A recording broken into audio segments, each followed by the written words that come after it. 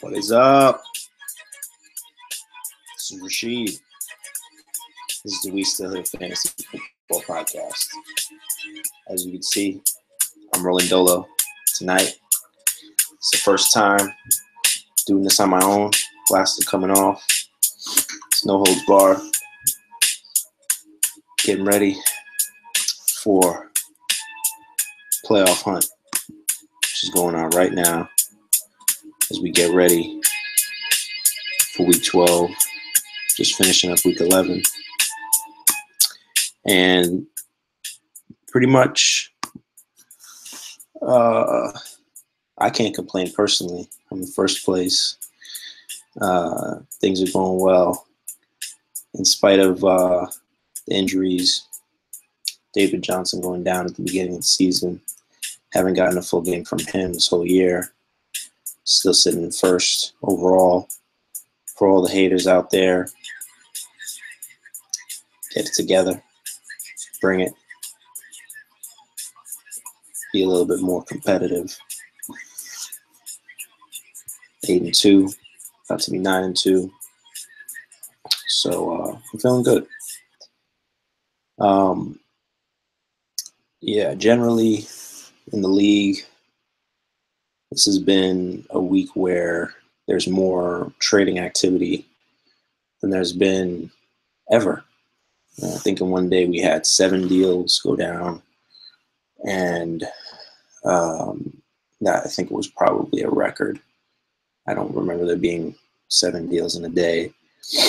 And then there were more deals. There was a day. Like right now, there's I think 2 or 3 things that are pending right now even.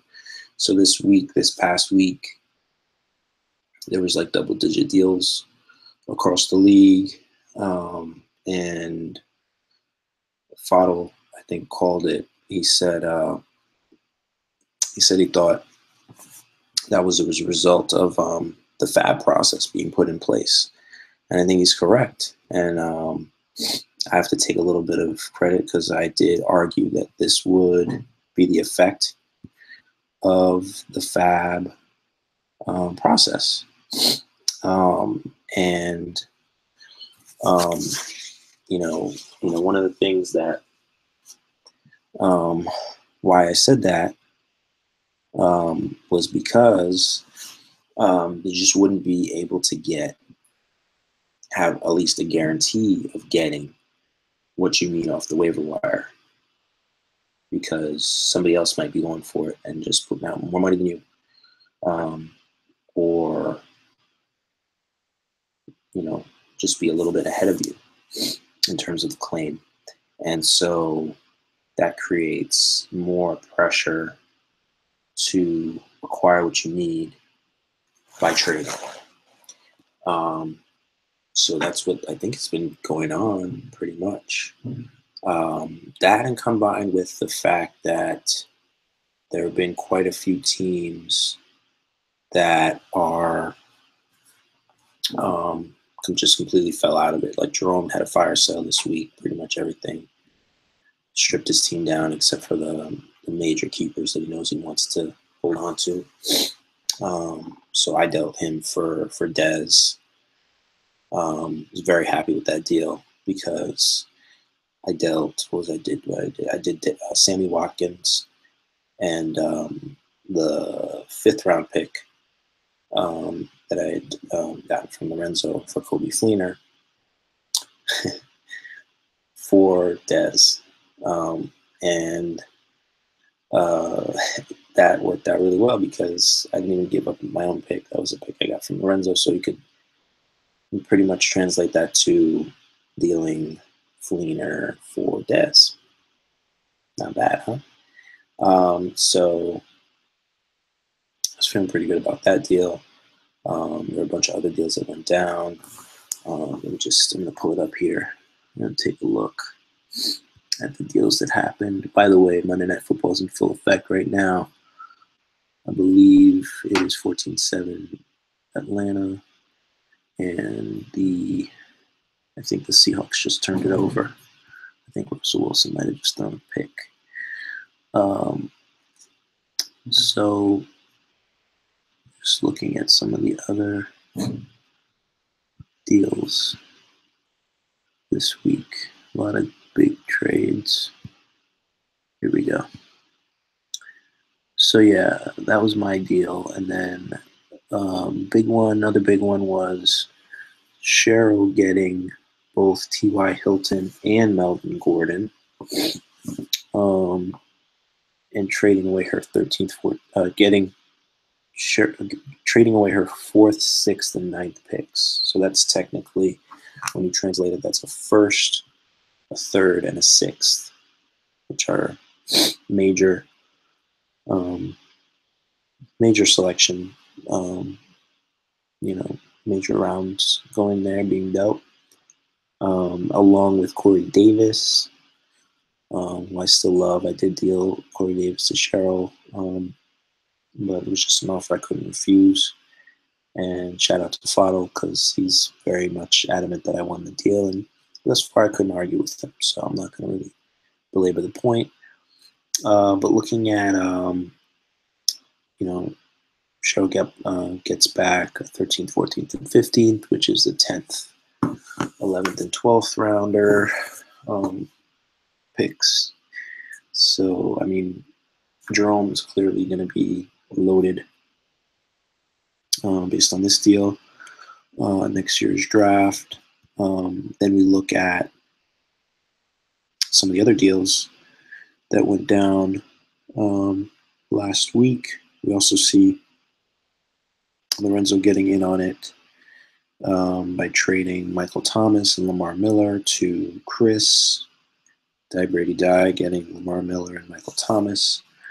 So Chris going all in, gives up his 4th and 7th round picks, which is, after keepers, a 1st and a 3rd, a 1st and a 4th, and gives up nothing, basically. Tyler Lockett, and Andre Ellington. So Chris is all in this year, which is good to see. His team is more competitive than it's been ever.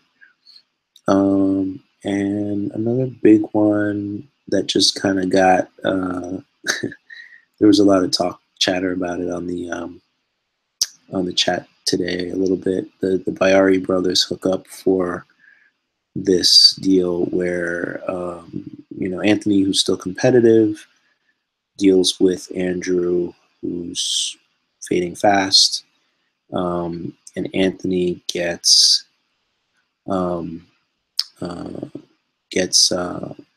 Randall Cobb, Kenny Galladay, and Alex Smith, and a 6th round pick, which is really a 3rd after the keepers.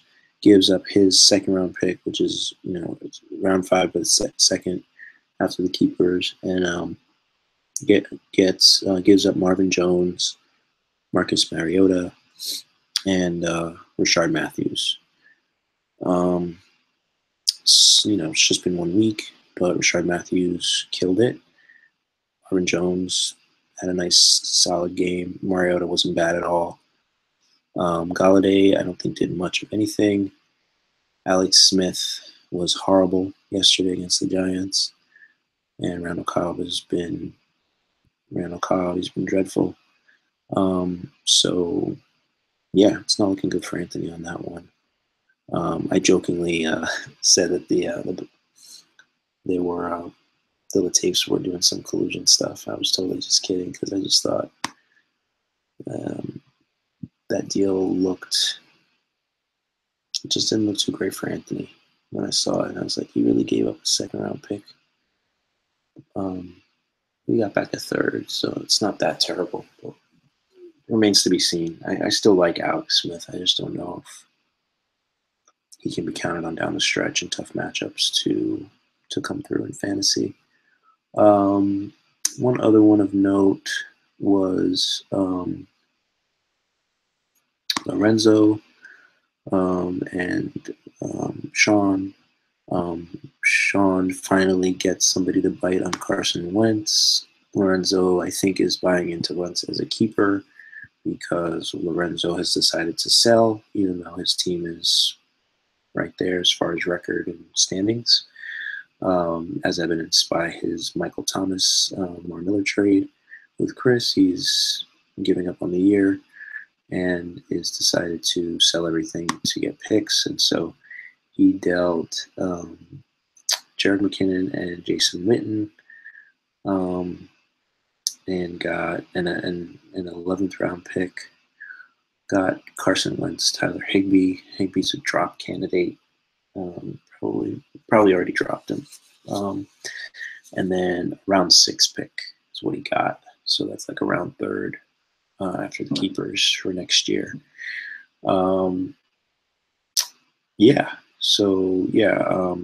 Not surprisingly, Sean, defending champ, all in, trying to see what he can do before the trade deadline to shore up some major holes.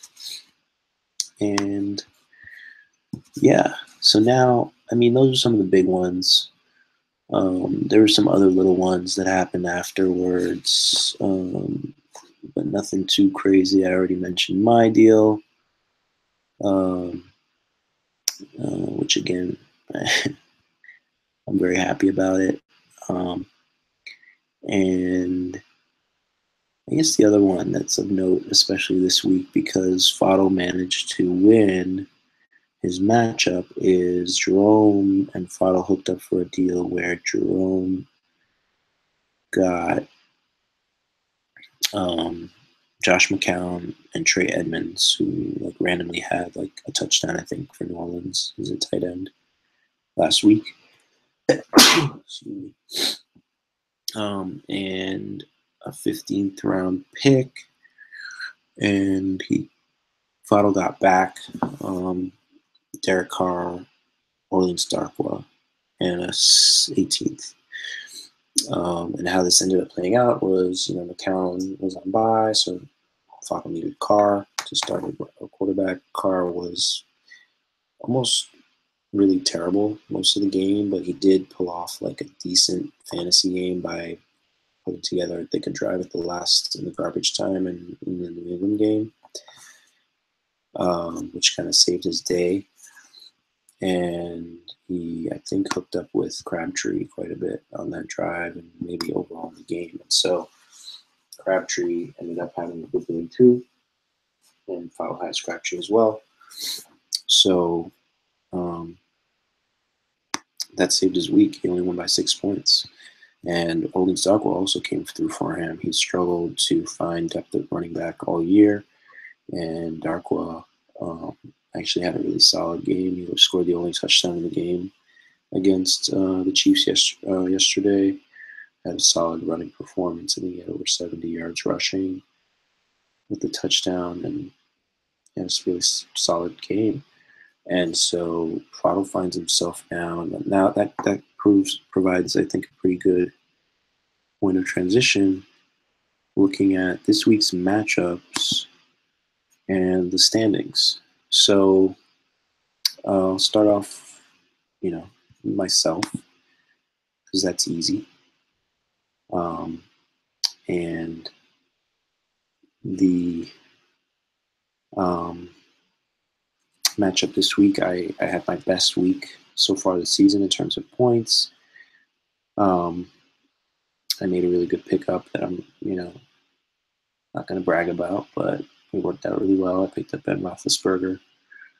I just saw, Roethlisberger hasn't been bad. I've looked at him, and people have been complaining about him. He had one terrible game against Jacksonville. Okay, he was awful. I agree. But it was Jacksonville, and we now know that Jacksonville is probably the best defense in the league, especially against the pass. No one's doing anything against Jacksonville. All of his other games have been no less than 17, 18 points, which is decent. It's it's not killing you. It's not going to win your week, but it's not going to kill you. So it's you know what? I'm going to pick him up. And I looked at his schedule so far, and they played a lot of road games, and he's notoriously not that great on the road. And I also noticed that the matchups weren't great either. It was Tennessee, not that great a defense. He's at home. This is a get-right spot. And lo and behold, throws 3 touchdowns to Antonio Brown alone. And there was another one to Jesse James. There was a four touchdown night. And I liked especially to see that they kind of unleashed the no huddle, which is really where Big Ben thrives.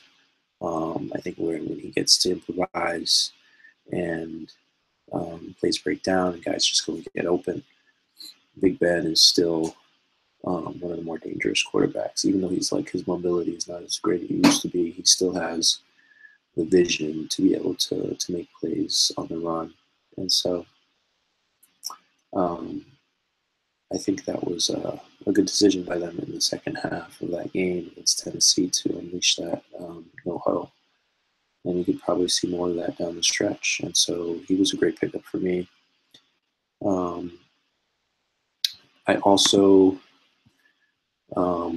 had just traded, like I said, I just traded for Dez. He was actually my flex. He didn't actually do that great, but definitely was solid. Larry Fitzgerald just continues to do it.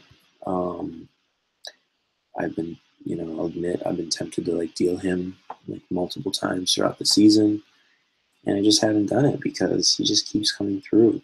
Regardless of who's at quarterback, regardless of how bad the situation around him seems to get, he just continues to,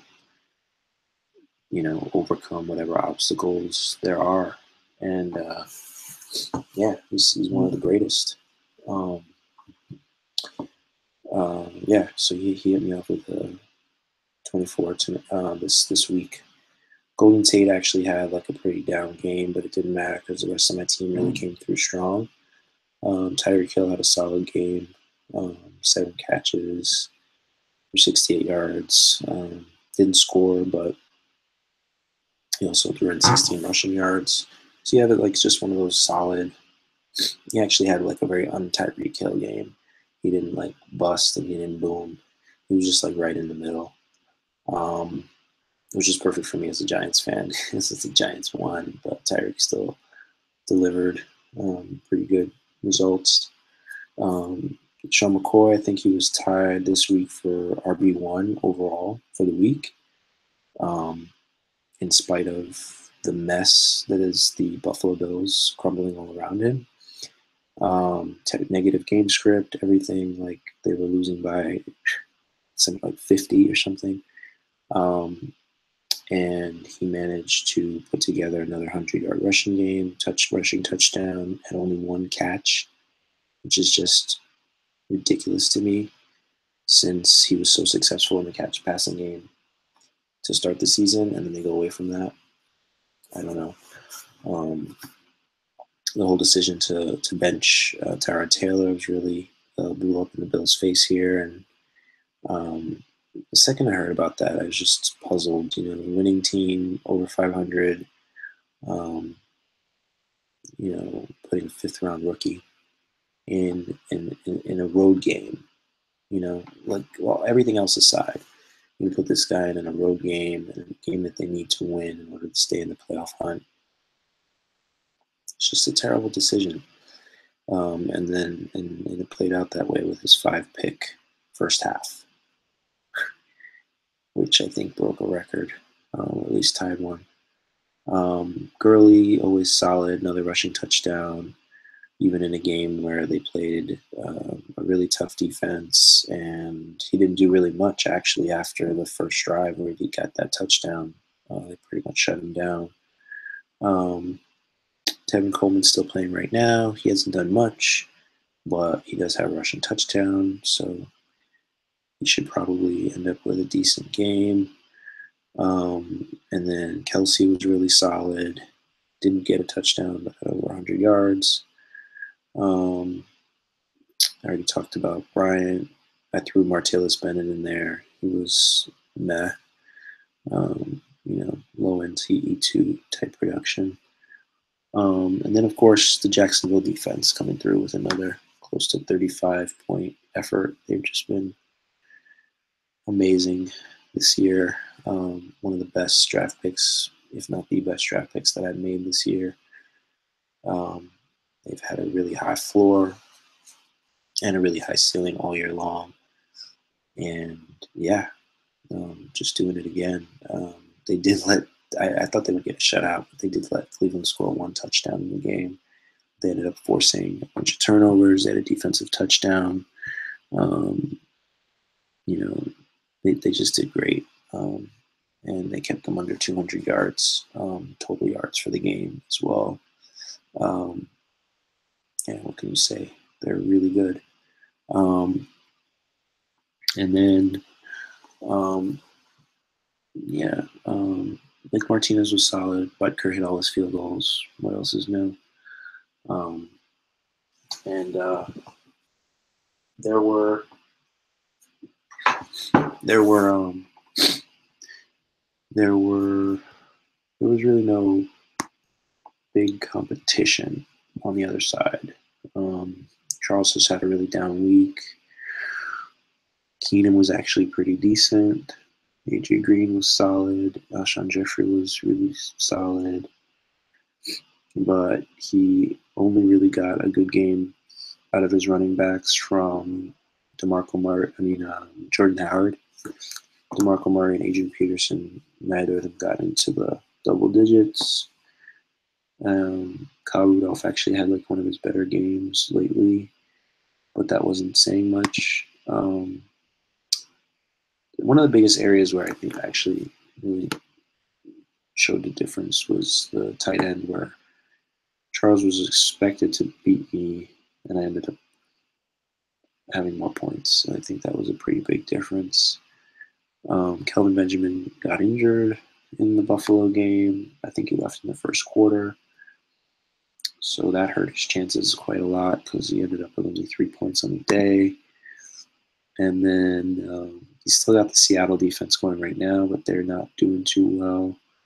They've already given up 21 points. It's 21-10 in that game right now. And he's got Matt Bryant, who's made 3 PATs.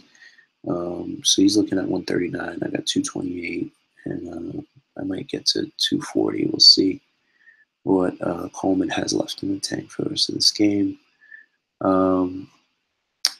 So yeah, I'm doing well. I'm going to be 9-2, and that's going to drop Charles to 5-6 and put him on the playoff bubble. He was already in 5th, and I think now he's going to drop on the outside looking in with this loss. Big win for Fottle this week. He got it done. Like I said, it was a close matchup. The trades and pickups he made this week actually really proved critical to him making this comeback. I was watching this matchup pretty closely throughout the day yesterday, and it didn't look good for him. And then Carr came in and managed to put together a drive. Like I said, there was a point where Carr was at 5 points, and it was the third quarter, and he ended up with almost 19, and that got him, within a decent relative range to Mariota, who had 26 on Thursday night. Of course, we talked about AB, who went off for almost 44 points, 3 touchdowns, and over 100 yards receiving and 10 catches. I mean, just ridiculous. Demaryius Thomas was solid. Michael Crabtree was solid, 17 and 13 respectively.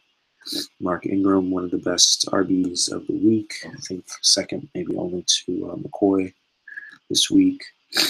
And then Chris Thompson, before going down with the broken leg, ended up getting double digits.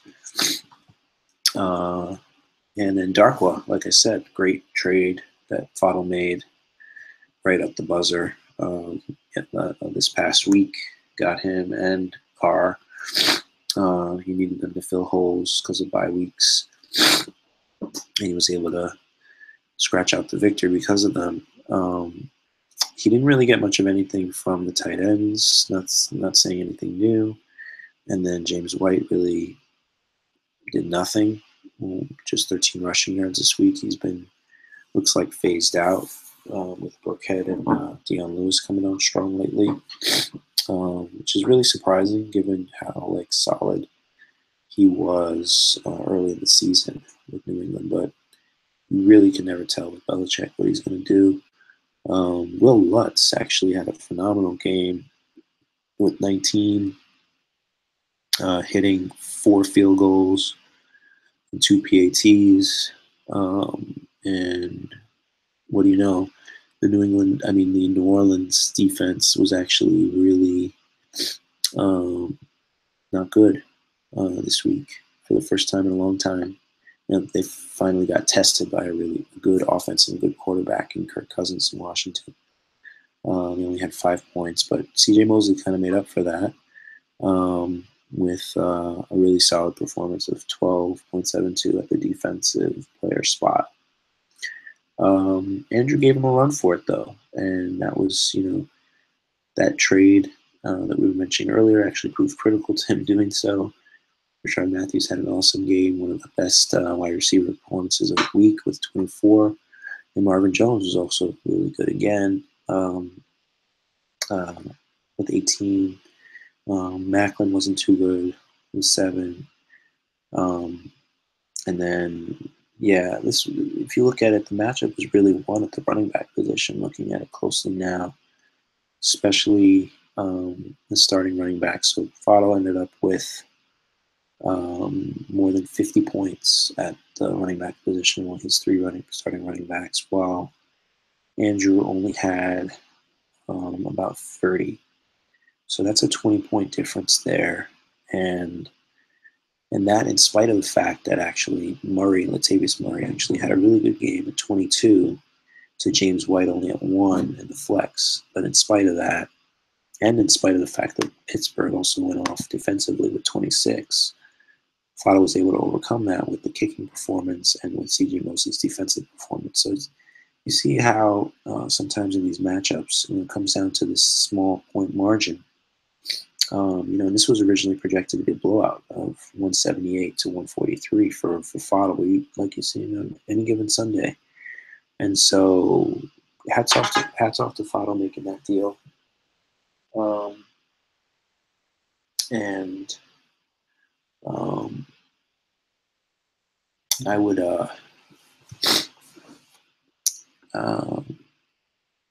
I would say, especially his pickup of CJ Mosley, who I like, definitely way above average defensive performance, and then the Darkwa move. Those were critical to him winning, and now he's right back in the hunt at 5-6. Like I said, Charles is also 5-6. So you cannot count out Fotto right now, and he's still scratching and clawing. And if he wins next week, he could be literally like in a playoff spot at the end of week 12. So this just shows you, Lorenzo, this is for you, Lozo. Never say die, man. It can pay off. Moving on to Jerome. Speaking of never say die, Jerome always seems to say die when we get close to December. No offense, Jerry, but yeah, this is a shell. This team is a shell of its former self. I'm not going to go too much into detail here. He's still got Julio. He's still got Diggs. He acquired Corey Davis, which I think is a good long-term ad, but may not end up being a keeper this year just because we'll just have to see. But he's a good player. I think in the long term he's going to be a monster. But we'll just have to see if he's actually a keeper by the end of this year. It might be a little bit premature, but he does still have luck. I wouldn't be surprised if he keeps luck one more time.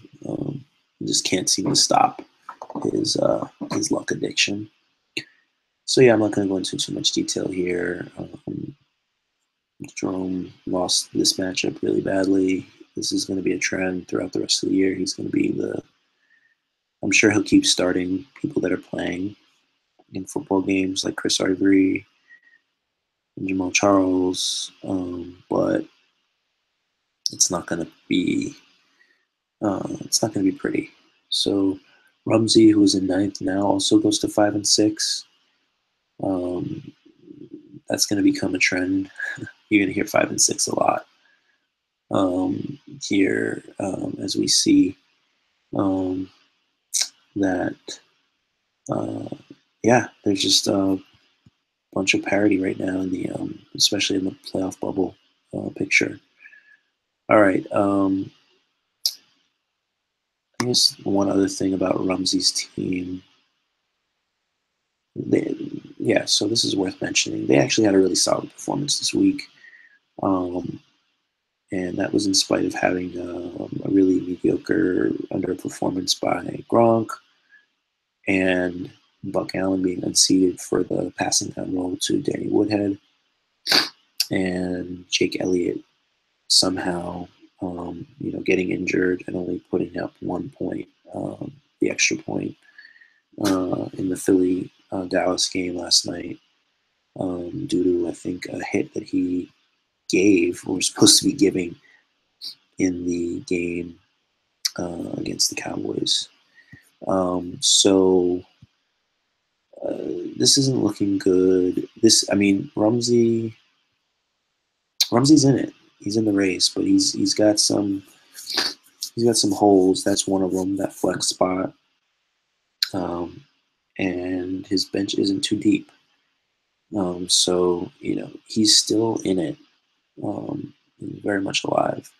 You put guys like him, Fodl. I'll get to others are going to be clawing these last 2 weeks, weeks 12 and 13, to try to get in. Okay, moving along now. So Cheryl got shellacked this week, and this was an upset actually, pretty big one, as Cheryl was projected to score 177 to the TE Boys 160, and Cheryl ended up with what's looking like 123. I don't think Cheryl's got anybody pending still, so this is over. Donald August still has McKissick and Hooper in this game tonight, and Blair Walsh. And so they're projected to go over 200. They're at 197 right now. Yeah, big blowout. Cheryl's team almost across the board underperformed. I'm literally looking right now at the projected totals against how they actually performed, and I don't think, yeah, just two players barely surpassed their projections. Ted Ginn had 13.5 to 11.6 projection, and Cooper Kupp had 10.4 projected for 9.6, almost exactly spot on. Everybody else was underachieved. Goff, 14 points. He was projected for 24, so that's 10 points less. Juju Smith-Schuster finally had a down game with 8.7. Le'Veon Bell, for him, this was actually a bad game, 19.3. He was projected for 22. Melvin Gordon, 14. He's projected for 15. TJ Yeldon, 2. TJ Yeldon is not a starting player, even if he's still here. I know we have deep rosters, but he's not. No offense, Cheryl. Vernon Davis still had a decent game, but not a great game. CJ Fedorowicz hasn't really been very much involved in the offense since coming back from the concussion. Keenan Cole was a nice pickup, for like long term to see if he does anything or develops. But to start him, I guess she must have just been desperate to start somebody. Mike Williams ended up doing better than him, so I don't know. Anyway, it's all happenstance. This was a wash, and yeah. So this was a big win for the TD Boys, Dawn of August, as they get back over 500. They were already, right on the playoff bubble in the 6th seed spot, and now they sit at 6-5, and that definitely puts them solidly in the playoff picture. They got really good, almost everything that I said about Cheryl's team this week went in the opposite direction for them. So, I mean, Keenan Allen was the biggest example of this in the Baltimore defense. Baltimore's defense scored almost 40 again. They had 39. Keenan Allen with 40. One of the best wide receiver performances this year with over 150 yards receiving and 2 touchdowns, 12 catches. He threw in even threw in 3 rushing yards. So he was just incredible this week. Alvin Kamara continues to be one of the most electric players in the league now. And then Stafford was just Stafford, 27. Samaje Perine, over 100 yards rushing, now is the lead back, thanks to the injuries to Kelly and Thompson. And so, yeah, things are trending up for TE Boys. I think, even though I like Keenan Allen a lot, I think this is an outlier performance.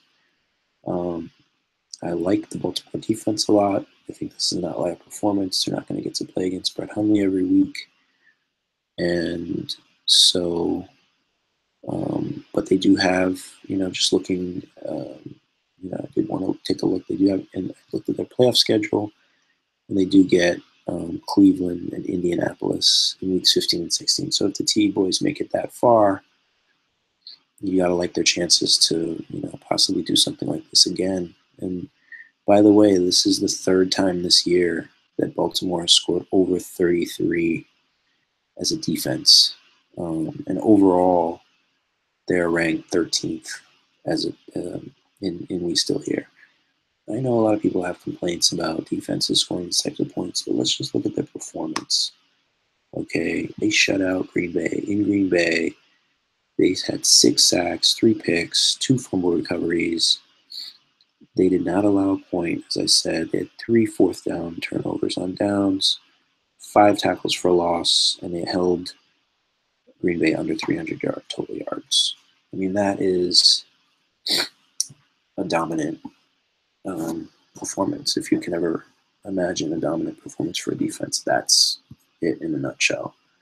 And so, yeah, I think they earned that, and they've earned that position to be considered one of the top teams in fantasy, top players, whatever you want to call it, to own. And I hate when people who are in the industry talk about, well, defenses shouldn't be able to score that much and this and that. I mean, you're talking about a whole unit of guys. It's usually, and they're in rotation because the guys come in and out. So that's more than 11 players that are, a big part of the game. They're literally half of their team in terms of what they're contributing.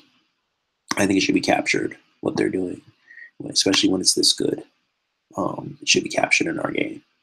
And in this case it was, and paid huge dividends for the TE Boys. Not much else to report in this one. You can't count out the TE Boys.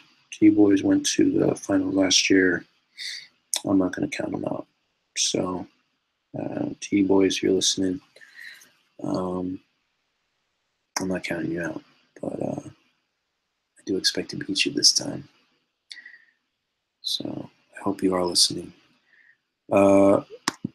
David Wilson's Ghost and Chris, or this one still hangs in the balance technically, but it's more or less, I think, a done deal at this point.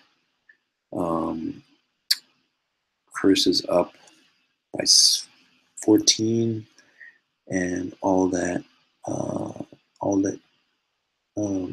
Sean has left is Deion Jones for Atlanta. Atlanta's linebacker. So this is pretty much over, as Chris has to Russell Wilson and Des Baldwin and Jimmy Graham and Tyler Lockett. I don't think he's playing Lockett anymore because he traded for Michael Thomas. So, yeah, this is over, and this is going to drop.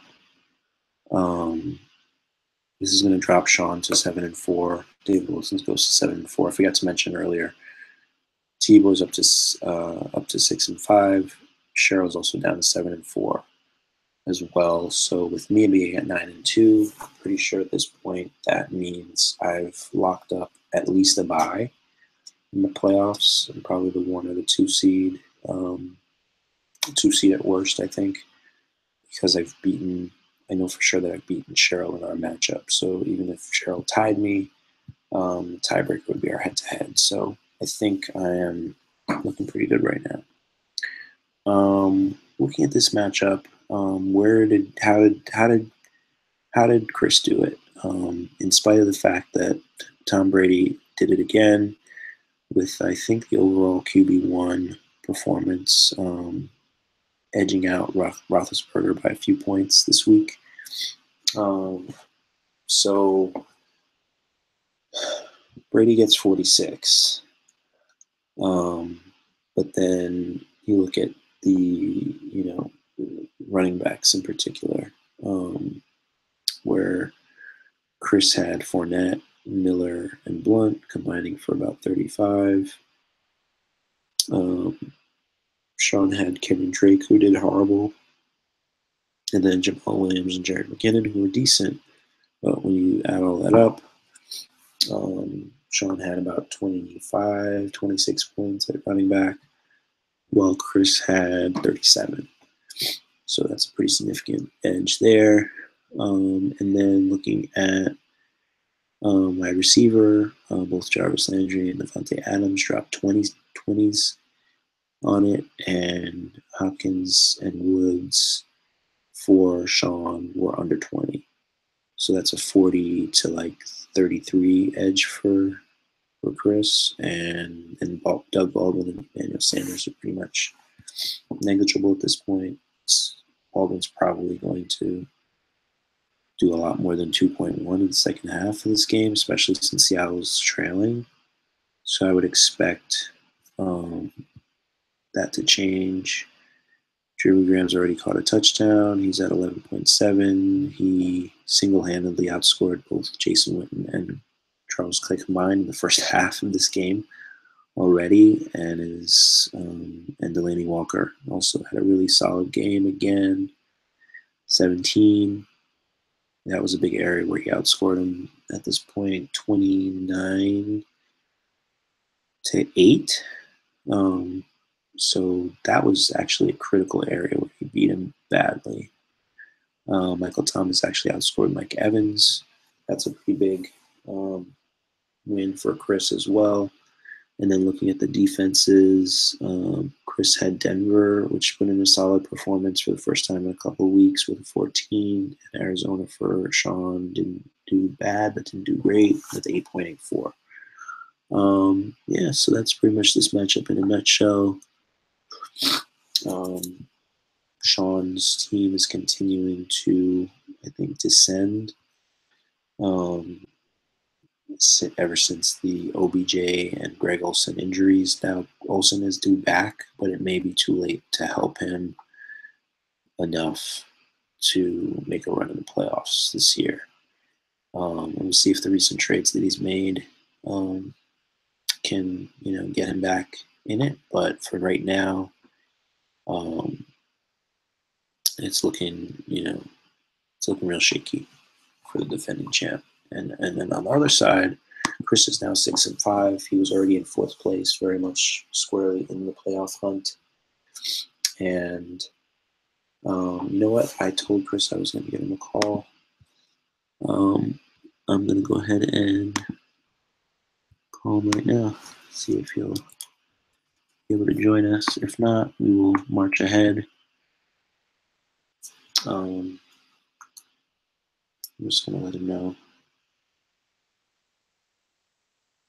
that he is welcome to join us tonight.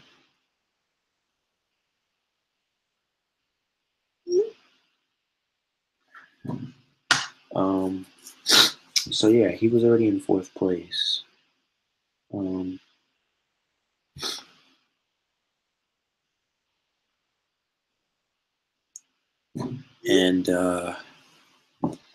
this is going to move him actually within contention for potentially even a top 2 spot.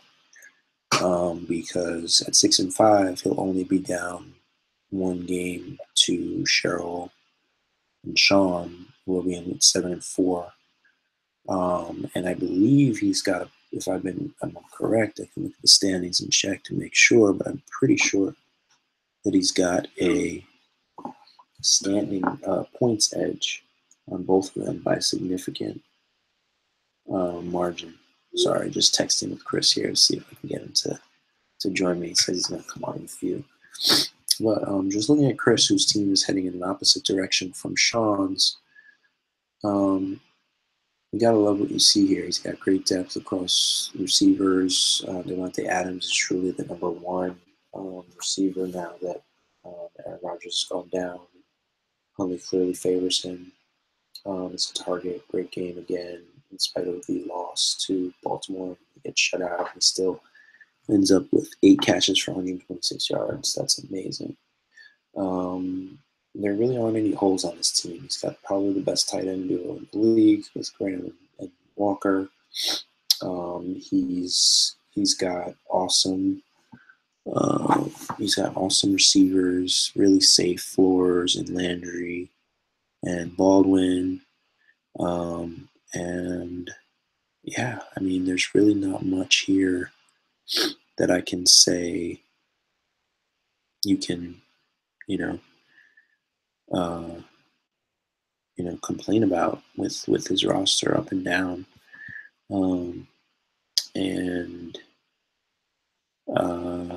Yeah, he's definitely a major threat. He's definitely, I've been telling him this, if he makes the right moves and does the right things, he's going to be right there. And he's definitely a major threat for me, across his whole lineup. I don't really see any holes. And so, yeah, I'm going to move on to the next matchup. We might come back to Chris's team and just talking about how he's feeling about his team and the general league in general. If he's able to join us on the chat tonight, and we'll see. Yeah, but his team is definitely flying high right now. I think he's going to end up taking over the third. No, he'll stay in fourth this week, but he is one game out of the third, possibly being second if he were to win next week and Sean and Cheryl were to both lose. Either way, he's going to be, even if he's not doesn't get a bye, he's going to be a major handful for whoever has to face him in the first round of Week 14. Okay, looking now at Anthony Byers Bungles against Click Lorenzo. So this one is looking like Lorenzo's going to win. And Lorenzo's got to be feeling really, really silly right now because he just sold off all of his major pieces. He sold Lamar Miller. He sold Michael Thomas. He pretty much just got rid of everyone. He got rid of Witten. He got rid of McKinnon. And he manages to win. Looks like he's going to win this matchup still. Now, it's really tight. It's only a 3-point win for him right now. So it's only halftime in this game. It could go either way. Anything can happen. But, one of the problems with, throwing in the towel when you're 5-5 and squarely on the bubble for the playoffs is that you might run into an easy matchup. No offense to Byers, Bungles, and Anthony, but you're only putting up 136 right now, and you've got Paul Richardson and Bobby Wagner's your only guys left in the second half of this Monday Night Football game. It's probably not going to break 150, and I think he could have held. This is why Fadl and I were burning him pretty badly. And speaking of Fadl, I'll invite Fadl as well, just to see if I can get him to join us just for a second. This is why Fadl and I were roasting Lorenzo so badly this past week when we saw him unload everybody is because he was still right in it. He was at 500, 5-5. Now it's understandable when somebody like Jerome decides to call it quits because he's 2-8. He's not going to make it in. He's eliminated. He really is out. He's done. So, of course, sell what you can. Whatever's not nailed down, get rid of it and move ahead and look towards next year. But Lorenzo was 5-5, and like he's right there. He was. I would say with what he did, there's really no chance. You can try to see what he can do on the waiver wire, but he's pretty much, he's pretty much given up on this season and to get picks for next year. Now, I get what he's saying, like, get what you can while you can, but to me, it was just 1 week early. The deadline for our trading is is a Saturday this week, and people are only going to get more desperate now that they see, how tight the playoff race is. From like basically, you look at like, pretty much second place all the way down to like 10th right now. It's still up for grabs. Like if somebody in 10th right now wins out, and somebody in second right now loses out, they could literally switch places. Like that's conceivable. That could happen. And so I think for Lorenzo to throw it in this early, when he wasn't in 10th, he was actually in he was in 8th, but with the same record as a bunch of teams, going all the way, I think, to 5th, which are playoff spots. So Charles is also in at 5-5 coming into this week, and now he's 5-6. In the 5th seed.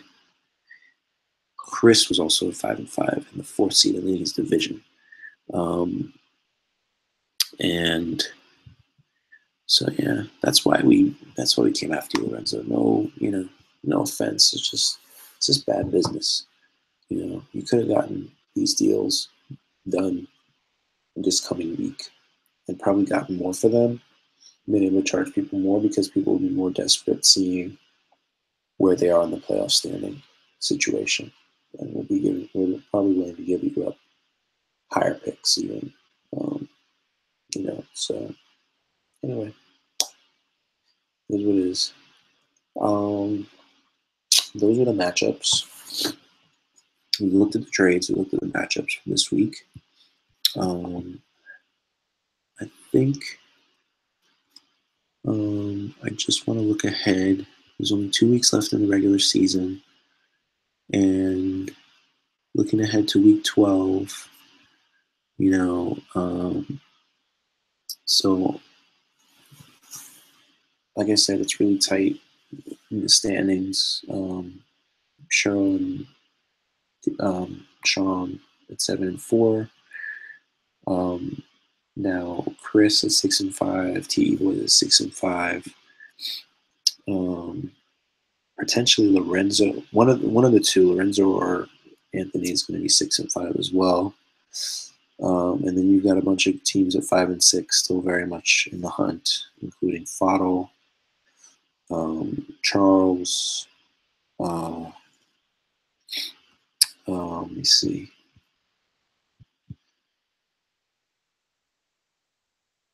Potentially Lorenzo as well if he were to lose tonight. So one of them, Lorenzo or Anthony is going to be 5-6 as well. So it's still very tight all across. I think the only teams that are really pretty much done for at this point are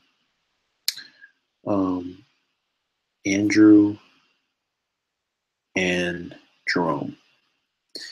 Everything else is still very much in play right now for everyone from 10th all the way up to 2nd. Okay, so looking at the matchups for week 12, I get the honor the distinction of facing Cheryl coming off of a tough loss this past week. I expect her best game. It's going to be tough.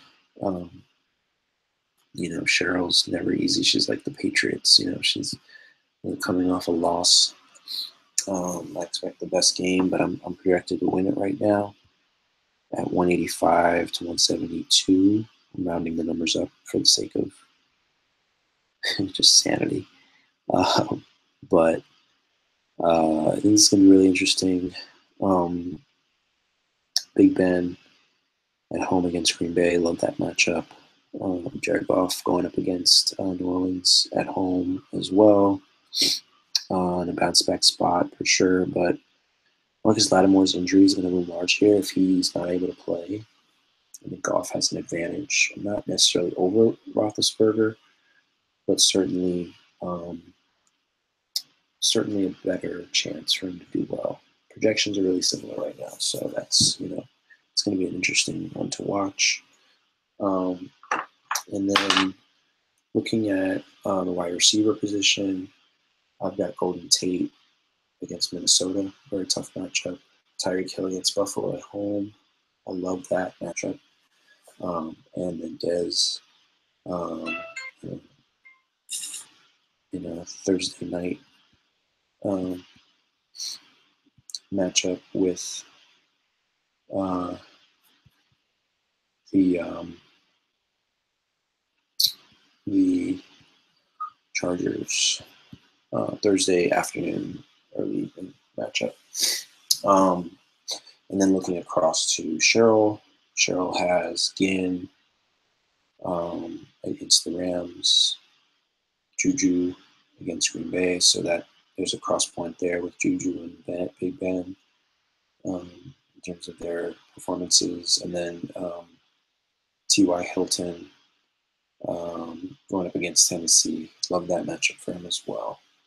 So I think an interesting, just looking at what I've looked at so far right now, I think an interesting match, like looking at how these two teams perform against each other. Tyreek and Hilton, both are very strong, like boom bust plays, and I think whichever one of them moves could determine the wide receiver point total winner here.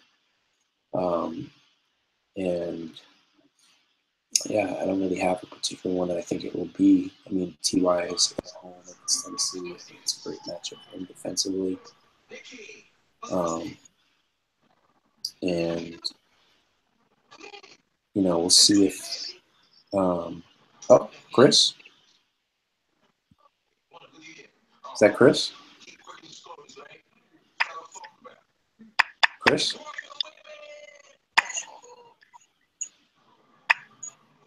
Chris, can you hear me? Chris? Hello? Chris?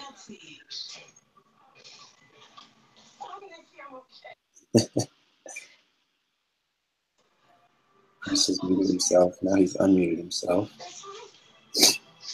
This is great television, ladies and gentlemen.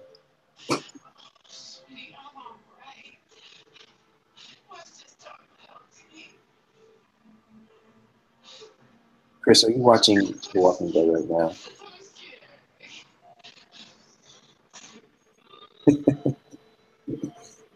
This is crazy. All right, I'm gonna keep it moving. I'm gonna keep moving through the matchup from Cheryl and I.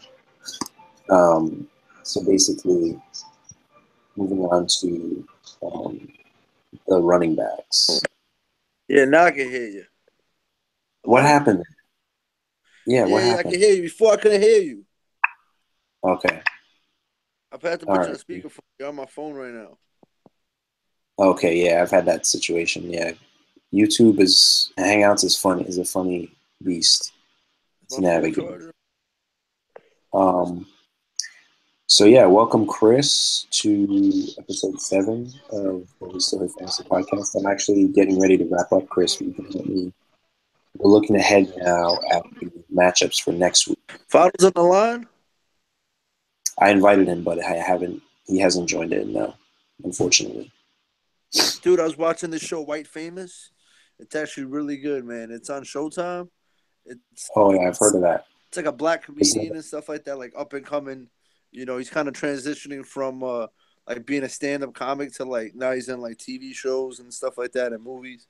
It's actually hilarious. I've watched it. I'm on like episode 7. It's probably one of the best series of the year so far for me. So what's up, dude? What are we talking about right now? Are we talking like football? Because I came in, and, this season I kind of came in like a kitten, real quiet. I'm kind of leaving like a tiger. Yeah. I'm already. I don't think I can move up any further. I mean, unless there's like some serious losses at the top, like Cheryl and Sean would have to like. No, man. Obviously, I'm about to knock Sean off today, but they would have to lose They would have to lose probably twice. So Sean would definitely have to lose next week. Not necessarily. I think you own tiebreaker at least over Cheryl because I think you beat Cheryl. Well, I think I lost to Cheryl and Sean, so I know for sure I lost to both of them. So I don't know how the tiebreaker is gonna go. So yeah, I don't play Cheryl. No, I beat Cheryl last week. I think, right? I think you beat Cheryl. So I think I'm not sure how the tiebreaker. I'm trying to get into like that second place spot before the end of the season, so that I can. Maybe I'll go for your title. Maybe I'll go for first place. Let's see what happens. Yeah, catch me if you can. I'm trying, man. What are you like 8-2 or something like that? 8-3. I'll be 9-2 tomorrow. 9-2? That's impressive. That is definitely impressive. So, yeah, we played each other at the end. Yeah, I was talking about you earlier, and the fact that I think you're definitely like my number one threat. In the playoffs, looking ahead to the playoffs. But let's get in. Let me scroll back to the matchups right now. So right now, looking at week 12, I'm matched up with Cheryl. It's a huge matchup for both of us. Cheryl, how many games are left? There's 2 games left, right? Yeah, it's just week 12 and 13, and then we start the playoffs in week 14. Okay. So this. So Cheryl's in a little bit of a bind because she was on a winning streak, and now she sits at I think she's about to lose 2 in a row. Yeah, I saw that. And she's going to drop to 7-4 after being 7-2.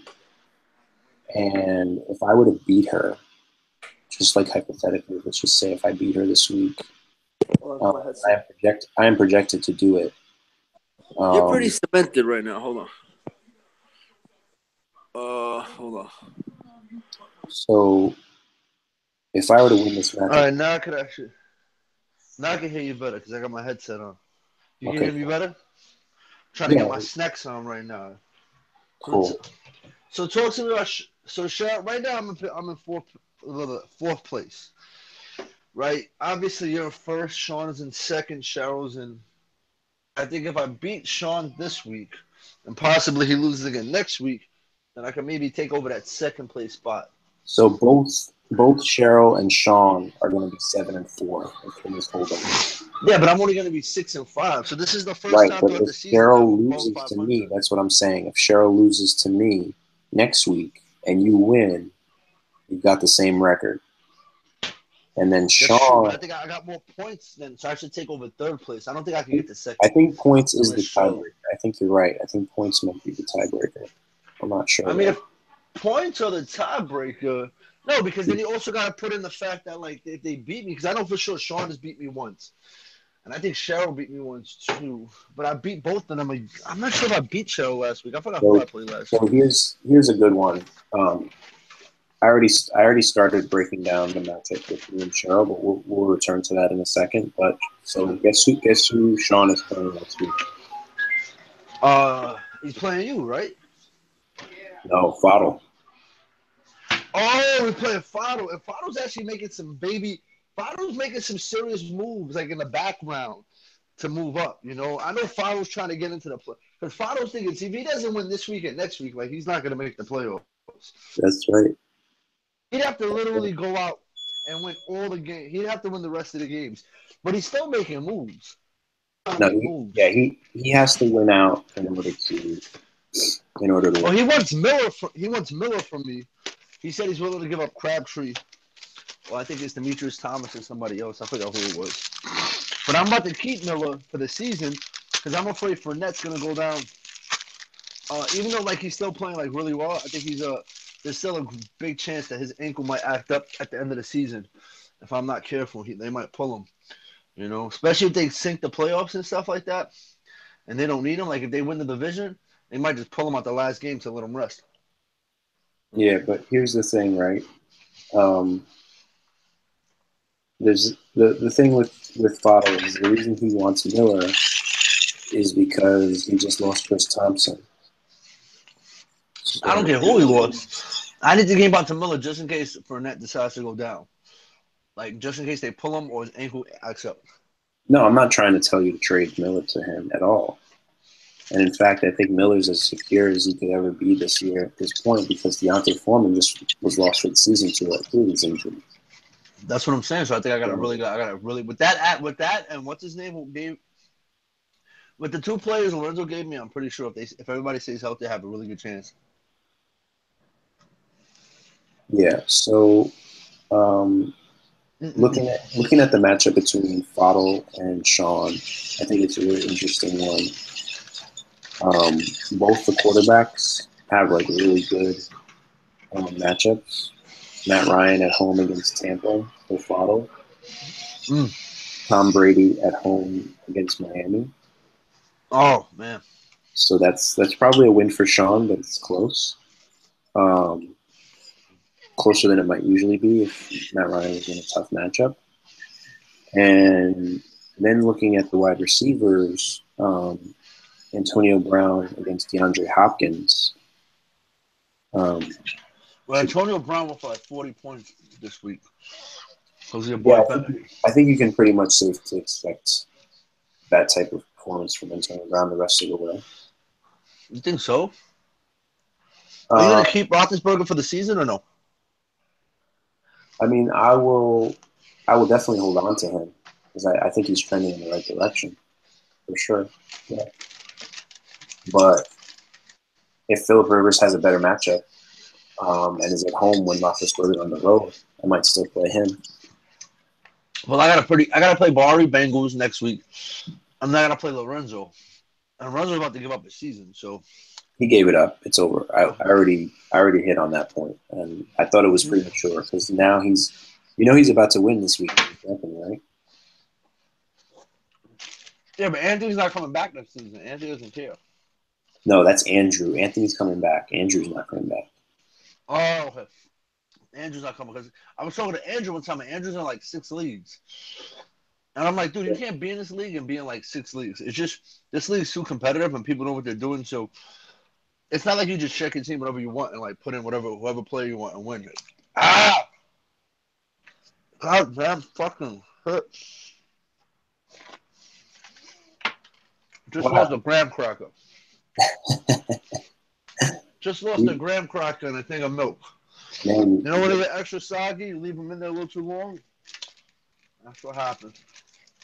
Yeah, you had me fooled there. I thought you hit your funny bone on the side of the table or something. Nah, I just lost a graham cracker, Sam. You got to be really careful with graham crackers. So if you leave them too long, they get too soggy. Another interesting part of this matchup next week is 2 teammates facing off in the matchup: Demaryius Thomas and Emmanuel Sanders. So Fato has Demaryius Thomas and Sean has Emmanuel Sanders. So far this year, most of the time, Sanders has been the winner in this battle. But Demaryius Thomas. See, the thing about Sean is really sneaky. Yeah. Not sneaky, but Sean knows his football. So you never know what trades he's making in the background. You never know who he's going to pick up at mid-season. So, yeah. Because remember last year when he won, although Beckham, he didn't do too well towards the end of the season. But the last like 3 games, he just, that's the thing about getting hot. I think it's like any NFL team. Yep. It's about getting hot right before the playoffs. So like right now, I'm kind of like at that cusp where I'm not really careful. Like my team might just flame out, Yep. and then I might go into the playoffs and be a bust. So hold on, Rashid. We're gonna go get milk. Stephanie, call my brother. Tell him to pick up milk. Rashid, Yeah. yo, my bad. I had to go to the kitchen and get more milk. I'm telling you, I love graham crackers. I love graham crackers. Yeah, you must have been a s'mores beast back in camp days. I don't like s'mores, dude. S'mores are too What sweet. is There's wrong something with about. you? You like graham crackers more like s'mores? I love graham crackers by themselves, and they're not that sweet. When you get the whole s'more thing going, it's just too sweet. The marshmallow, the chocolate, the graham cracker. Huh? You're speaking another language right now. I can't even understand what you're saying. There's too much going on. Nah, man. I mean, the thing is, so Jared Cook and Jermaine Gresham. I think if there's anywhere where Foddle's like really weak, where he can lose, it's at these three. It's at these next 3 spots that I'm about to go. Well, he's been really weak at tight end for the whole season. That's the thing. He's been trying to boost up his tight ends all year long. And Jared Cook going up against Denver and Jacksonville, respectively. And Sean has Charles Clay, who I think is going to bounce back, and Jason Witten going up against KC and the Chargers, respectively. And I think those are huge.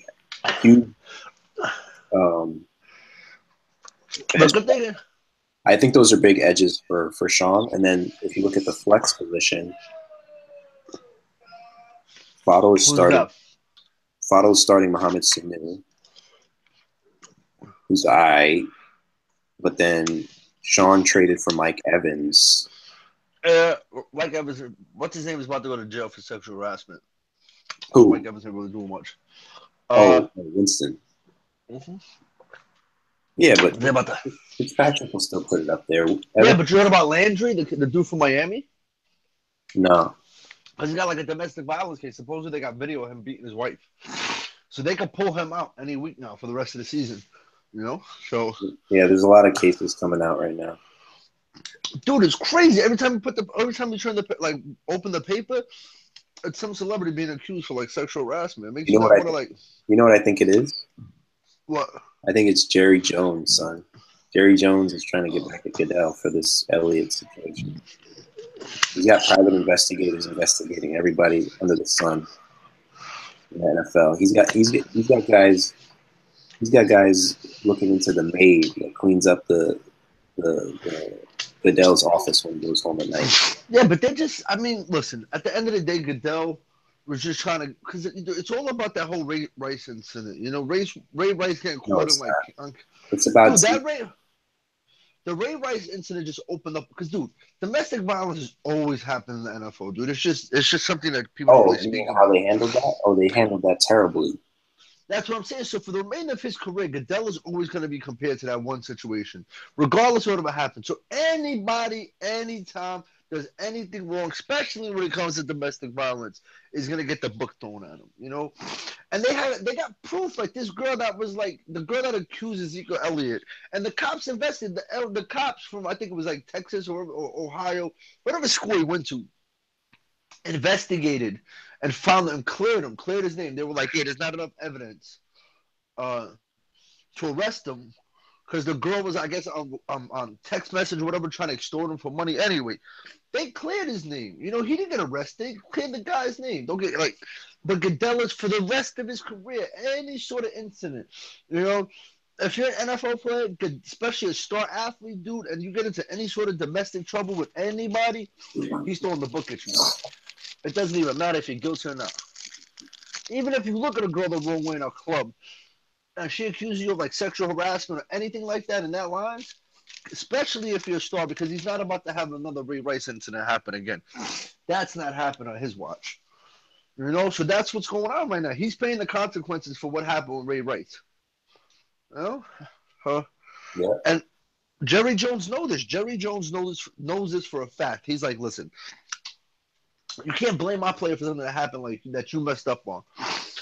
And at the end of the day, everybody always has it out for the Cowboys. Nobody really either love the Cowboys or you hate the Cowboys. But mark my words, when this whole thing finishes this season, because Goodell is up for contract, I think this season, I think this year, whatever. If I'm right, he's like in negotiations. Between what he did to Tom Brady and the Patriots last season and what he did to Ezekiel Elliott this season, and those are the two probably biggest teams in the NFL you can argue right now.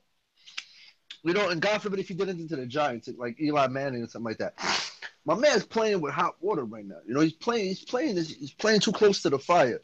There's a good chance they might even get rid of him somehow. They might even fire him. The only thing going for him right now is the fact that he approved the move for Oakland, for the Raiders to go from Oakland to Las Vegas, and for both the Chargers and the Rams to go to LA. That's the only thing right now that's helping him keep his job. Because those guys, those three owners, he did him a huge favor. Especially letting Oakland move out of California into Vegas. That's like the dumbest shit in the world. But it is what it is. So Goodell's going to have to figure out what he's going to do if he keeps messing around. He's going to keep messing with the wrong team, and they're going to go after him. Watch. Okay, well, speaking of hot water, so I would say this is a pick'em. This Fotto against him. But who do you like? Because it's literally like a 1 point projected edge. I mean, I would love for Fotto to win because then I can take over third place. I can move up. If he loses and I win next week, then I think I can take Sean's place. I think somehow, some way, Fotto is going to get this done.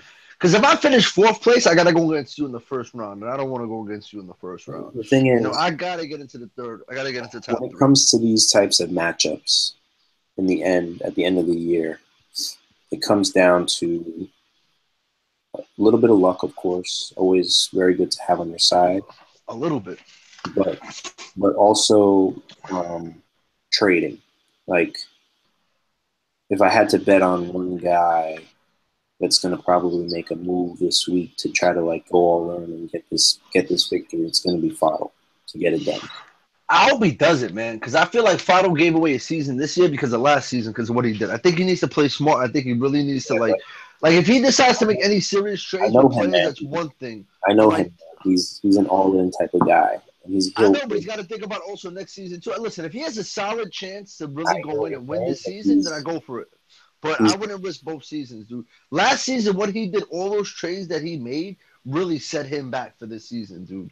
If he could have caught it, because he had so many great players, but he had no picks.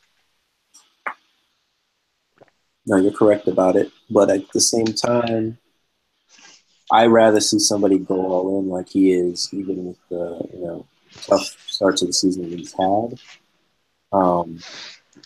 Than do what Lorenzo did with a better record and only sell out too early. Yeah, but if Fotto wanted to play it safer, right? He wanted to be a little smart, maybe. Listen, if he wanted to go a different direction, what he could do is he could probably. I mean, he still has time because the trade deadline's after this week, right? After this Sunday. Saturday. Oh, so then he's fucked. Then that means if he doesn't win this week, he's screwed. Because what he could do is just trade away all his players and do what Lorenzo did and start going after. Because Jerry right now is going after number 1 picks. Fotto can keep Antonio Brown. He can keep who else does he have? He can keep Matt Ryan, and maybe I don't know what does he have? Demetrius Thomas. Maybe he can keep those 3 players, right? The rest of his players, Ingram, maybe a couple other guys, he could try to get first, second, or third round picks. If you give Fotto 2 second or 2, if you give him 2 first round picks. Or 2 second round picks, dude, the guy's gonna pick a monster team for next season. He wouldn't have to worry about it. He wouldn't have to trade. This season, I only made 1 trade this whole entire season. That's simply because Lorenzo helped me out and we had it perfectly. I gave up a first round pick because I wanted to go all in. Because I think I have a good chance to win this year. No, you have a really good chance to win. I know as long as my thing right now, the biggest concern I got, my receiving core is okay. I think I have Devontae Adams because of the fact that Rodgers went down. It's still shaky, but this week he gave me 20 points, right? I feel like him and that QB that's playing for Green Bay are starting to connect. That's fine. Landry, as long as he doesn't pull with this domestic violence thing, I'm okay. Now, as long as also my biggest concern is making sure my tight ends perform. As long as my two tight ends continuously give me like 15 points, then I got a really solid chance. Because it's not about the running backs or the receivers at the end of the day. What's the most important position in this league? Well, at least not the most. Okay, let me take that back. Obviously, the receivers and the running backs are the most important players that you need to win. But in order to get to that next level of greatness, if you got two solid tight ends or at least one really good tight end, dude, that can carry you for the rest of the season. Yeah. I mean, that can carry you for the whole season, And I think I'm lucky. I think hopefully if they stay healthy. And Jimmy Graham's coming back, dude. Because for the beginning of the season, after the whole injury, he wasn't clicking. Now I feel like Jimmy Graham is back to like where he was. He's got the best tandem by far at that position in the league. No question about that. I know because tight ends are there's only 5 or 6 solid tight ends in the league. I mean Gronk, obviously. What's his name from Kansas City, right? Yeah. So looking at your Delaney matchup, Walker Graham. Looking at your matchup with Anthony next week. Well, I really haven't positioned all my players yet, so. Okay, but I mean, there's some guys that you're gonna definitely start, right? Like you're gonna start Baldwin. You're gonna start Landry. Baldwin. You're gonna start Adam. Start Landry. Yeah. You're gonna start Russell Wilson at the Niners, right? I'm gonna start. I'm gonna keep the only person I'm probably not gonna start next week is Miller. It depends. It depends on like how the matchup goes, but I might sit Miller. But if he gives me more points than let's say, yeah, Miller will be a decent. Like if I could swap out Devontae Adams, and then put my flex position and then move up Thomas, right, and then put Miller in a flex position and then sit Adams, then I might do that. Mm-hmm. That's the only thing I'm thinking of doing. I think I might keep Landry. I don't think you're going to be starting LeGarrette Blount for the rest of the season. Just going out on a limb. LeGarrette Blount isn't going to start. That guy's not getting any burn. The only reason I picked him up because he was like the best option that was available because I needed one more position. I needed a running back position to fill up and stuff like that. All I needed from him was to give me 5 points, and that's what he gave me. He gave me exactly what I needed him to. So I was fine with that. He was just like to fill up. I needed a running back. There was nobody else open. Yeah, I felt like he was the best option. So, and that's what he did. I'm gonna drop LeGarrette Blount probably, so somebody else can pick him up. I don't think I'm gonna have him on my team. He's not. He's like, what is he? He's averaging. I was reading his stats. I think he's averaging like 15 carries and maybe 30 yards or 40 yards or something like that. That's not. And Jay Ajayi's taking over his position, so he doesn't really have much left. So unless he gets dropped and then New England picks him up and then he goes on to run like the one. I think you should win this matchup against Anthony. I guess the one game here that you have. I think there's two actually. The biggest one though that I see is, Kansas City is going up against Buffalo next week, and Anthony's got Alex Smith and Kareem Hunt. Yeah. And I think that could be a blow-up spot for both of those guys. Buffalo's just been their defense completely. Yeah, but it's cold as hell in Kansas City. Listen, I'm not even stressing to do it. I think I got this. I got two. I think I can beat Anthony. I think I definitely beat Lorenzo. I just need Fado to beat Sean. If Fado needs to beat Sean, I need to move into third place. That's my concern. No, you should win out. You should win out. You're going to be 7-5. You're going to be 8-5, probably. Yeah. You're going to be in the playoffs, and the thing is, I want to go into the playoffs, not in third. I don't want to go in fourth because I go in fourth, I go against you in the first round. That's going to be crazy. No. The first round, I will be on a bye, so I'm not. Oh yeah. You're right. The first round, I the bye. I forgot about that. Yeah, so All right. let's just say you're in fourth, you'll probably end up playing the TE boys Oh, that'd be or nice. I'd love to take out Tete. I Cheryl. would love to take out Tete. I like Cheryl. I love Cheryl. If you listen, I love you, baby, but I'm taking you out. I'm sorry. I'm taking you out. Your reign has been on the top for too long already. I'm about to position myself, and I'm taking you out. That's it. It's over with. And for Tete, if you're listening, I love you, brother, but unfortunately, I'm gonna have to put you on the bench like Ezekiel Elliott. Gonna have to lay the smack down. I'm gonna have to lay the smack down like The Rock, son. I'm about to be like Ric Flair. I'm gonna be like So kiss stealing, wheeling dealing. speaking of the T Boys and Lorenzo, who play in the final week of the regular season, they play each other next week. And this is another one we don't really need to talk too much about. Like you said, Lorenzo is quitting. The TE boys are coming off their best week. I think they're over 200 points now this week. How did they get to 200 points and Ezekiel Elliott didn't play? Who do they pick up? They've got the Baltimore Ravens defense, which scored almost 40 points this week. They've got Yeah, but Keenan they're getting Allen. 40 points every week. Keenan Allen scored 40 this week. And the rest of their team was pretty solid. Alvin Kamara was like RB3 overall. Yeah. Yeah, they Damn, killed. Keenan Allen to go crazy. Now, if they played me, they would have lost. But, they didn't play me this week. So That's because you had Ben Roethlisberger for 40 freaking points. That's ridiculous. hey, man. Ben Roethlisberger, man, that guy's like.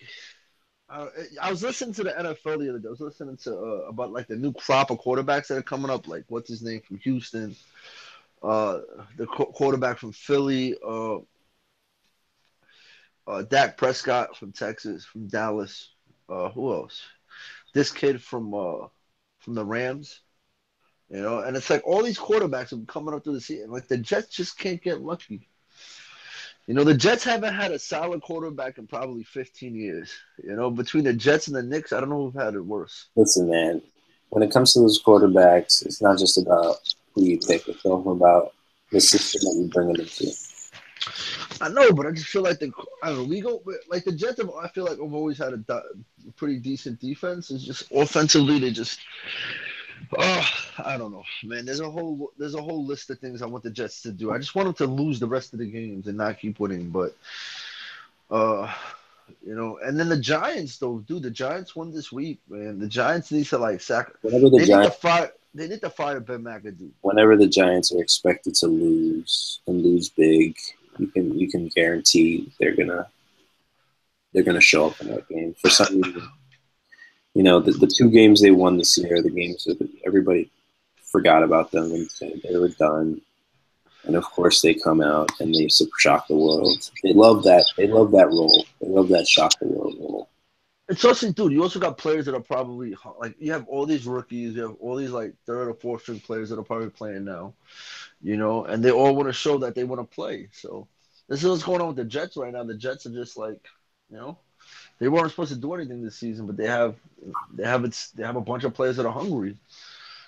So it's football any given Sunday, man. And then talking about football, I got Josh Gordon, man. If he comes back, I don't know what to do with him. I'm afraid I should start him, maybe get some points, or because I've been trying to get information on him, but they really haven't posted much. I don't know how because I think today was his first practice, so I don't know how he's matching up right now. I wonder if he lost a step. Or if he still has the same speed he had like 3 seasons ago. I would say that with Josh Gordon, it's just you don't know what's going to happen. So I mean, the guy's a real talent, dude. At one point when he was playing, he's probably the best receiver in the league that year. He's probably definitely the fastest person out there. But, if you don't play for 3 seasons, I mean, you're definitely going to lose. No, you can't. He was definitely worth the, I mean, he was working, but dude, you can never, ever, I don't care who you are, what team you're playing for, who your coaches are, you just can't, you can't bring real time, football. You just can't do that. You can't showcase that. You can't just like go on a practice field and have like live NFL players hitting you. Like, those guys are so fast, dude. It's like what Russell Wilson did, by the way? Or what did Russell Russell Wilson Wilson's do? a monster, son. I know. Let me see the points I got from. Let me see. Let me see what Yeah. Bobby. Let me see. I think I'm gonna change my name. It was 3rd and 12. Russell Wilson just got the first down, dove for a 13-yard rush. That was insane. Sean, do I have Sean? I think I have Sean's number. Do I have Sean's number? Dude, Russell I don't know Wilson, if I have Sean's numbers. he's still got it, man. I have Sean's number here. No, I don't have Sean. That's Sean's. So one other thing that I wanted to bring up was that. So definitely the matchup with Fottle and Sean next week is the game of the week. It's going to be, that's going to be a make or break type of matchup for both of them. Let me look up next week. I'll tell you right now. Next week, week 12, right? Yeah, Sean and Fottle, big time matchup. Dude, the biggest game that week is you and Sassy, you and Cheryl. That's the biggest game of the week. Both of those matchups, though. I mean, because for me. Well, Fottle's playing for his life right now. Let's just say I lose to Cheryl, hypothetically, okay? And I fall to 9-3. I'm still at least a game up on both Cheryl and Sean, and I go into week 13 facing. In week 13, I face Andrew, who's given up. So, yeah, but I'm not worried about next week. Is like the make or next week is definitely make or break for Fottle. So Fottle's looking to make some serious. Like I'm at a point now where. Damn, how did Fottle jump to so high? How did he get to 175? Jesus Christ, what's Fottle been up to? I'm at a point now where I'm not too worried about the regular season anymore. I'm actually looking ahead to like basically week 15, which is when I'm going to play my playoff. I think you should rest your players, Rashid. Just rest your players. Pull your players. Pull your stars and rest them. Man. Call up the NFL teams and tell them, listen, guys, you got to rest my guys. I still got a gun for that overall point total. Remember, that's $100 on the line for the overall point total. Oh man, I'm what place am I? I'm in. I know I'm winning it right now, and I extended my lead a little bit this week with the overall point victory. So well, I'm right behind you, dude. I'm at 750. What is it? 1750, and you're at 1772. So you're only up 22 points. You might go up to like 35, 40 points. That didn't count this week's performance. No, that's what I'm saying. You're up 20. You might go up another 40. Let me see where I'm at right now. Right now I'm outscoring you by 60 this week. No, 53. So okay, so 53 points, right? And it's not even over yet. I mean, I'm on track to hit 195 right now. I said third quarter. I mean, if Russell Wilson decides to go ham, and the game is and they're losing too, by the way, by less than 10 points. So Russell Wilson has to go ham for the next quarter. So there's a possibility I might even break 200. Listen, if you think you can outscore me by an average of 35 points a week for the next 2 weeks, by all means, go for it. But I don't. I mean, I hope so, dude. I mean, I hope so. Listen, I don't care about the $100. I don't care about the point spread. All I care about is just I want to make it into the money. Listen, if I win first place or I win third place, because I think the closest I ever finished was like coming into the first, I think I was in fourth place, but I got banged out, I think, in the second round or the first round. So I'm trying to win at least one round where I could come in and be like, okay. Yeah, I just want to make it to the money this season. My brother made it to the money. Obviously, you made it to the money. I just want to make it into the money. I don't care how much money I win. I don't care if I win. I mean, obviously I do. That's the wrong mentality. I care if I take. Listen, of course I want to win first place. But I'm just saying, like, this season, dude, like, I mean, I want to go. I mean, obviously, I want to win the season, but I'm just happy, like, right now, I'm very, very happy with the fact that my team is healthy. They've been healthy all season. I haven't really had any major losses, and I haven't made any real trades. And the one trade that I did make, I just positioned myself with two really, really good players where I could bench somebody. God forbid if somebody does go down and still have, unless like somebody gets like two of my players go down in 1 week. Let me not even jinx myself. I'm just going to take that back. Oh, my God, dude, it's so cold outside. Yeah, you leave your window open. I know, son. It's good. Yo, Rosaba Dude. left the window open all day today. I was like, I came home. I was like, it's freezing. Dude, that's that air in the house out, baby. That's making that house smell fresh.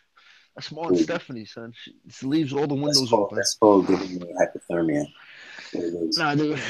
Nah, dude. That's good cuddling weather, son. That's good cuddling weather. That's body heat weather right there, baby. Speaking of which, it's called spooning.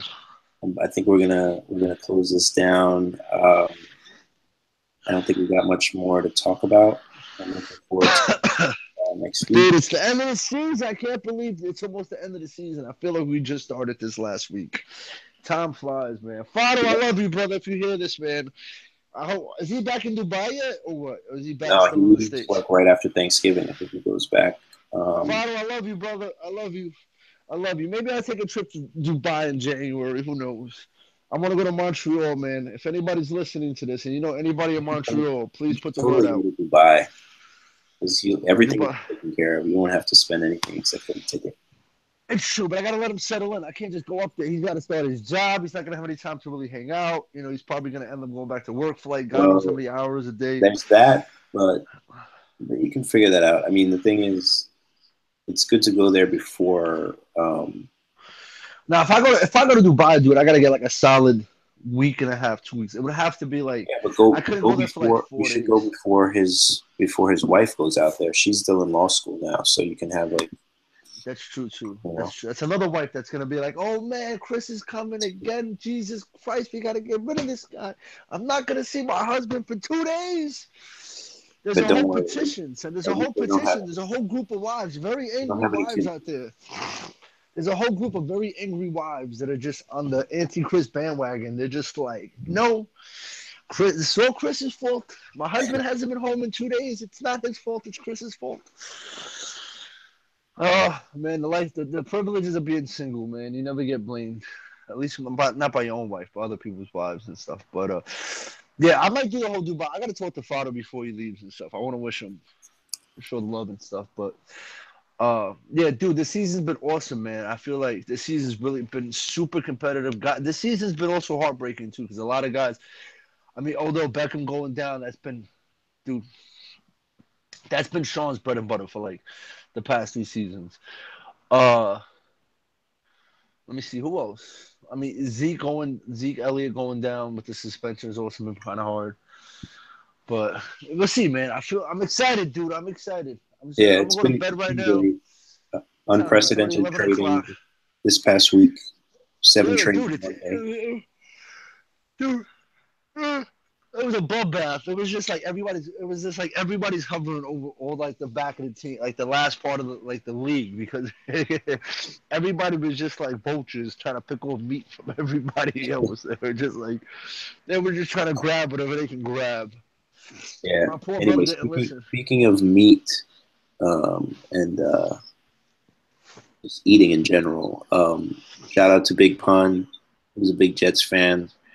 He's rocking a Wayne Chrebet jersey in this video where he's spitting this lyric. I'm going to go out on this.